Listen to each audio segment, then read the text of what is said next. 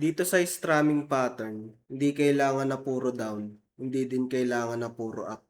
Kayo bahala kung anong gusto nyo, kung down ba o up o combination, kung anong mas madadalian kayo. Ang mahalaga, palagi kayong sumunod sa beat o sa rhythm ng tugtog.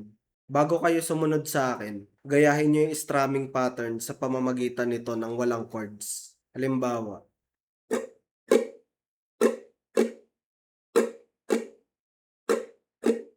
sa verses, ganito lang ang strumming pattern. Down, up, down, up, down, up, down, up, down, up, down, up, down, up, down, up. Sa chorus at sa pre-chorus naman, ganito. Down, down, up, up, down, down, down, up, down, down, up, down, down, down, up, down, down, up, down, down, down, up, down, down, up, down, down, down, up, down, down, up, down, down, down, up, down, down, up, down, down, down, up, down, down, up, down, down, down, up, down, down, up, down, down.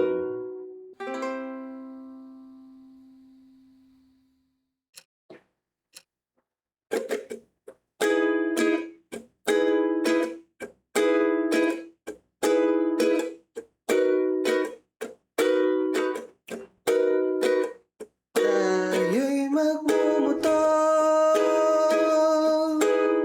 sa mga kalsada ng sikihon at magsigaw tayo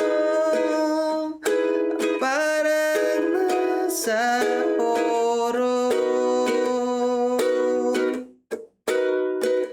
Tayo'y magkatay ng tao sabay isa